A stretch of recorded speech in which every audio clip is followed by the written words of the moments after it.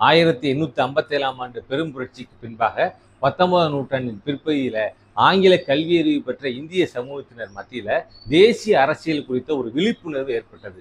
இந்த ஆங்கில கல்வி அறிவு பெற்ற புதிய சமூகத்தினர் மத்தியில தேசம், தேசியம் மற்றும் மக்களாட்சியின் உயர்ந்த கருத்துக்களை மக்களுக்கிடையே விழிப்புணர்வு ஏற்படுத்தி ஆங்கிலேயர்களின் காலனி ஆட்சியின் காரணமாக இந்தியாவின் பொருளாதாரம் எவ்வாறெல்லாம் சுரண்டப்படுகிறது என்பதை விழிப்புணர்வாக மக்களுக்கிடையே ஏற்படுத்த முயன்றார்கள். எண்ணிக்கையில் குறைவாக இருந்த ஆங்கில கல்வி அறிவு பெற்ற பத்திரிகையாளர்கள், ஆசிரியர்கள், மருத்துவர்கள், அரசு ஊழியர்கள் போன்றோர் இந்தியா முழுவதும் பல்வேறு மாகாணங்களில் பல்வேறு அமைப்புகளை ஏற்படுத்தி மக்களுக்கிடையே விழிப்புணர்வை ஏற்படுத்தும் பணியில் ஈடுபட்டாங்க. சென்னை வாசிகள் சங்கம், கிழக்கிந்திய அமைப்பு, சென்னை மகாஜன சபை, பூனா சர்வஜனிக் சபா, பம்பை மாகாண சபை போன்ற அரசியல் அமைப்புகளை இந்தியா முழுவதும் தொடங்குவதற்கான முனைப்பில் ஈடுபட்டாங்க.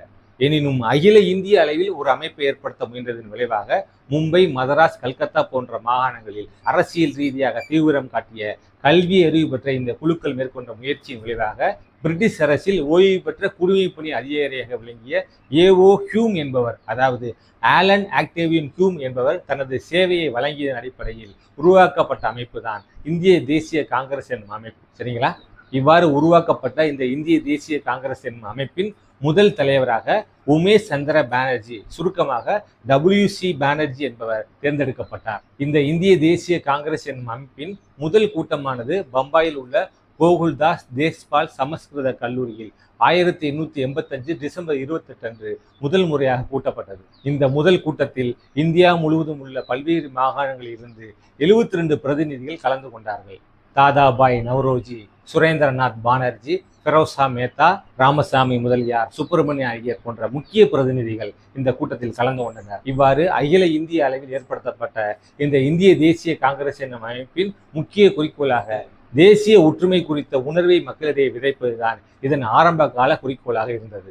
இந்த அமைப்பின் ஆரம்ப கால செயல்பாடாக மாகாணங்களில் உள்ள குறைகளை பிரிட்டிஷ் அரசாங்கத்திற்கு மேல்முறையீடுகள் செய்வதன் மூலமாகவும் மனுக்கள் கொடுப்பதன் மூலமாகவும் பிரிட்டிஷ் அரசின் அரசியல் சாசன கட்டமைப்புக்கு உட்பட்டு செய்வதாக இதன் ஆரம்ப கால செயல்பாடுகள் அமைந்தது.